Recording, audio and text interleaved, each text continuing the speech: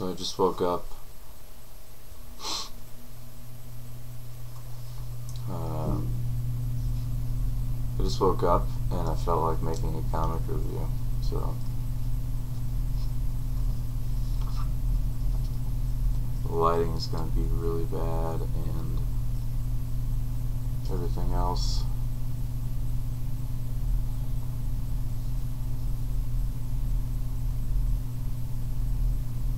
X-Men Legion Quest 1.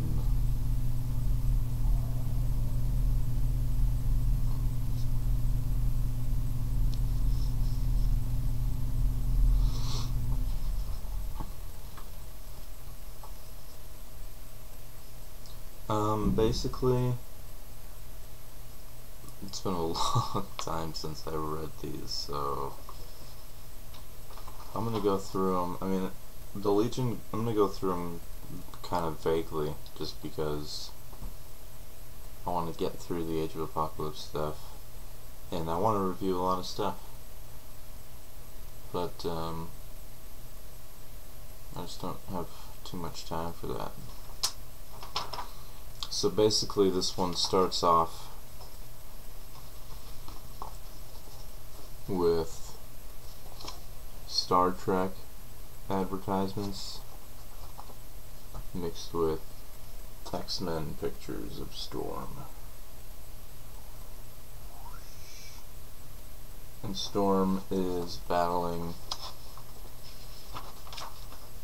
Legion, which is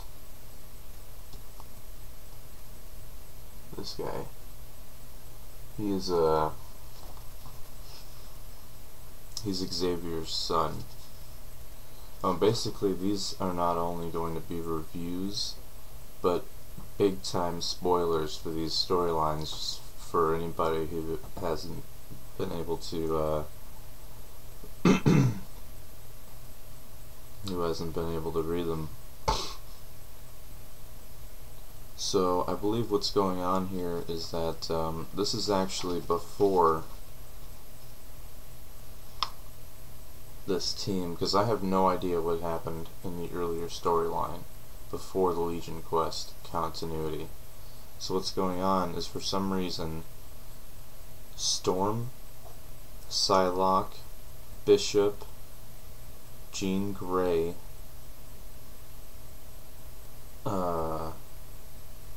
Storm, Psylocke, Bishop, Jean Grey, and Iceman are battling Legion. And because Legion wants to go back in time to the moment that Magneto and Xavier were first becoming friends in Israel, I believe. He wants to kill Magneto because he believes that Magneto is the greatest threat to his father's perfect dream of mutant and humankind coming together and living in peace.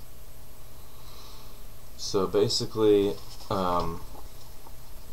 as you can see, or not really kind of see, as I get it into the shot better, what's going on is everyone's kind of stressed out. Iceman's holding Psylocke, who's apparently injured after exerting herself from fighting Legion, who's also a telepath, obviously of very, very high caliber, being the son of Xavier. Storm now taking the main position in the fray. So you could see that this particular team of X-Men, which is led by Storm, she's kind of like the leader, I remember, this particular band, designated leader. They're having a hard time with him. In the meantime, or I guess not in the meantime, because apparently they're showing now on this title page that says "The Sun Rises in the East," which apparently is the title of the issue. They're showing Iceman, Jean Grey, Psylocke, Storm, they're all getting out of, and Bishop, they're all getting out of the Blackbird.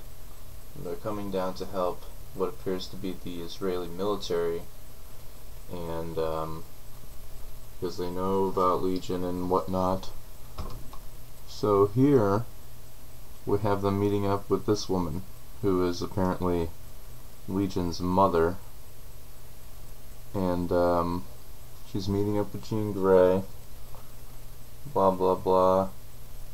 They're explaining that they want to help. Iceman's ready to do it. So this is basically, you know, that's it in a nutshell. That's kind of the scenario that we have. These 4 issues, I kind of like the way that they do the story, because it seems like, you know, what really can you do besides have people fighting here? But I mean, it's not exactly the most intelligent rocket science-y way of doing the time travel scenario. But it's definitely pretty cool. You know, you got these humans, they're trying to figure stuff out with time travel to prevent or trump the Legion scenario, so to speak, because you can't be screwing around with that kind of thing. X-Men obviously ready to help, even though they are basically physically and powerfully powerless, so to speak, because they all have obviously special abilities, and they're convening now to discuss. Right here is basically a shot of, oh, here it is, yes. This is a shot of Legion being discussed, or more or less diagrammed by his own mother, who's basically giving the X-Men the down low on the lowdown on exactly how he works and whatnot. I suppose I won't go to the trouble to try to show you every single page, because my camera really sucks. But basically, the battle does continue for a while on these pages, I can tell you that much. At this point, it's still continuing after the turn of about 4 pages. Here. Now, Legion has opened up his portal in midair, and he is attempting, or not attempting, he is successfully breaking through, creating a rift, so to speak. He's been meditating and stuff while they were fighting. He's definitely going places in the past. Poof, and they all go with him. Now here is interesting, because here is kind of a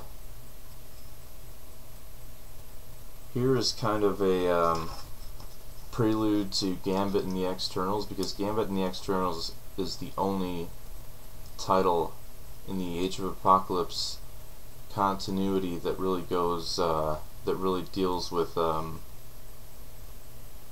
Shi'ar Empire and things of that nature. So here's a little bit of a prelude we have with Gladiator and Lilandra, I believe is her name, and this little dude, forgot his name, but he is actually a very important part of what plays out towards the end of the Age of Apocalypse scenario. So that's the end of that. Basically, we got one of the first little preludes here. It says, "Who am I?" It shows a picture of Sunfire, and it's talking about one of many cool new characters that have to do with some crazy new storyline or whatever. So this was cool stuff back then, you know. I really look forward to it. And yeah, once again, I mean, this is kind of not really one of my favorite issues.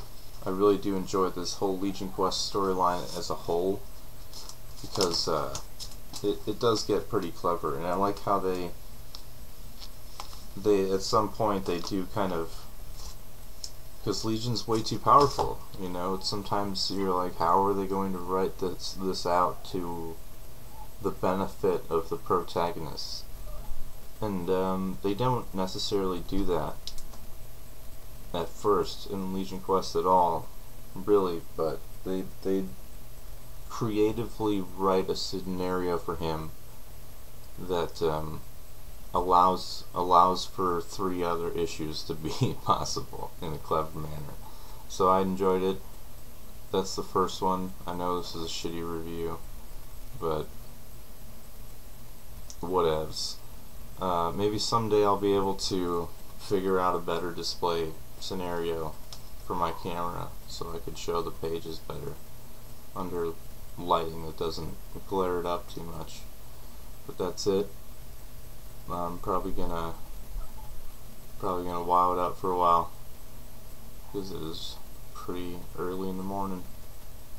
So top of the morning to you. Hope you enjoyed my comic book review. Peace out.